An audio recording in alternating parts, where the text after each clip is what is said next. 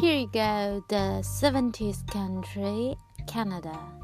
So I flew from Shenzhen, China to Beijing, and then from Beijing to Toronto. Still remembered my sister drove to see me off in the airport. I can't help to cry because even I left her home for many times, but every time it feels sucks to say goodbye to your family, so I try to avoid them to see me off. But my sister insisted, so on my flight from Shenzhen to Beijing, I was crying all the time. And when I arrived in Toronto, the first night I stayed in the hostel because my couchsurfer host can only host me after I landed for the second night. So I was with my backpack and the suitcase. I was walking in the snow, but still by that time I don't know how to read a map, so I kind of got found it difficult to find the hostel, but eventually with some people's help I found it, and I checked in. And because I had a jet lag, so I waked up at 4 a.m. the next day. So I just got up and then I just made myself to find a job immediately as soon as possible. That's always the rules I request for myself when doing working holiday. Yeah, by the way, the reason I'm going to Canada because I got the 1-year working holiday visa. And I still remember when I arrived and the immigration officer asked me if I have any bank statement and insurance, and I didn't know that I have to prepare these two things. So the immigration officer seems if in this case she's not willing to give me the work permit. But I said I didn't mean to do that. I mean, if I knew this earlier, why I should risk myself for not preparing? So after that, she just since don't want to talk to me, but eventually she gave me the work permit. Yeah, thank you. Thanks her.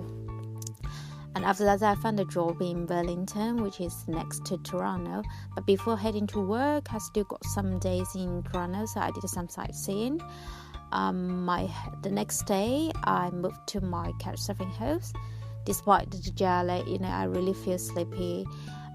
When I was in the metro, on my way back to the hostel, but still I thought, okay, I should make my way to my host place because for reputation, I will contact each other a bit before we meet up, so I should follow that, I think. And then my host is John. He's a Canadian Chinese. He stayed in downtown, shared an apartment with 2 other girls. Unfortunately, there's no central heating system in his apartment. There's only one small heater, and then there's one bed, so I slept on the floor. He gave me 2 thick sleeping bag, and then I was still with my dorm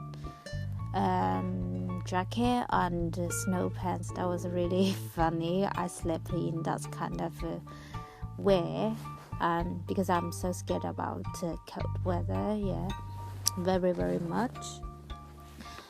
After that, we went to the Chinatown area in Toronto for some food, and then I went to Burlington, worked in an all-you-can-eat buffet as a server for 1.5 weeks, and then it's coming for Christmas and the New Year, so I left that job, returned back to Toronto, and just had a little bit holiday during the holiday season.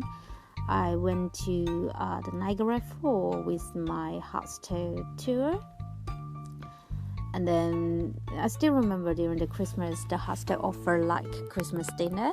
I had that with a Japanese roommate.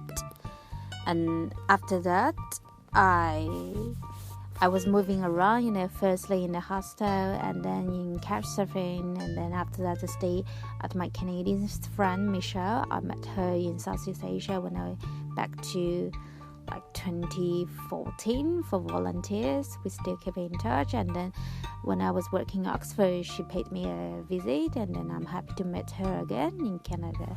So I stayed at her place for a bit and then moved to my hometown mate's place, and then we went to like rock climbing during the New Year, of course, and then watched the hockey in Toronto, and then went to the Toronto Tower for food and so on. And after that, I found a job in Ottawa, which was the capital. Then I worked there nearly 2 weeks, and I met a Canadian Chinese, another one. His name is Fan. He's a couch surfer and also a hitchhiker. I noticed him from his YouTube videos. It's all about his hitchhiking trip. I think it's very cool. And then the very first time for us to meet up in Ottawa, we just hitchhiked together from a local supermarket called TNT to a bus stop. Then someone from it picked us up, and the driver was very shocked to hear our hitchhiking stories, each other from different countries, and yeah, that was very funny. And after that, Fan hosted me. Then he was staying in a massage place. That massage place used to run by his mom, but after that she gave it away to some other people, and it's kind of like adult massage, with something, the sexual part, which is legal in Canada. And the Fan just stayed in one massage room, and on the day I supposed to had couch surfing at his place, but he was being found by the landlord that actually is a commercial building. It's not allowed to stay, so immediately we have to move out from that place. And luckily Fan's mother still got an empty house, where she planned to sell, but still not sold out yet. So we went to that empty house and then spent my Lunar New Year in that house. And after that, I moved back to Ottawa, stayed in a former jail prison hostel, and then I booked my ticket to Yellowknife, the northern part of Canada. I was supposed to find a job there, and unfortunately I couldn't find any affordable accommodation. It's peak season, and there's no couch surfing opportunity, no help exchange, and then I tried all my way to figure out. Even the Airbnb takes time to reply for the host, so I just still going without knowing where to stay. But Fan reminded me, if eventually I couldn't find any place, just try to find some shelter. So before I took the flight, I checked that there is a female shelter in Yellowknife. So after I landed, I took the free shuttle to Art Center in Yellowknife, and I asked people for direction. Then when I arrived at the shelter, I just knocked on the door, and the lady opened. I just told her I need some help, and then she asked me if I need a bed for a night. I just cried because I was so stressed. Because it's minus 30 in Yellowknife. I will be dying if I couldn't find a place to stay, inside. So I was so stressed. And then after that, I came in, and then the lady who opened the door is a First Nation Canadian. Her name is Inlin. She offered me a hug and told me everything's going to be alright. And after that, I get in, and the manager gave me a lot of forms for questionnaire, and then I just fill in with details. And after that, they give me bed sheet, blankets, and then they show me a bed and say, okay, tonight you're going to stay here. So after that, I stayed in a shelter for a couple of days, and then I booked a ticket to Vancouver because I was supposed to find a job in Yellowknife, but I really can't stay in that extreme weather, especially I'm so freaking out about cold weather. So but nice try. And then actually in Yellowknife, it's a famous place for see the aurora, but I was too sleepy during the night to wake up, so I didn't. And I did a few hitchhiking, and the shelter where I stayed were full of the First Nation women.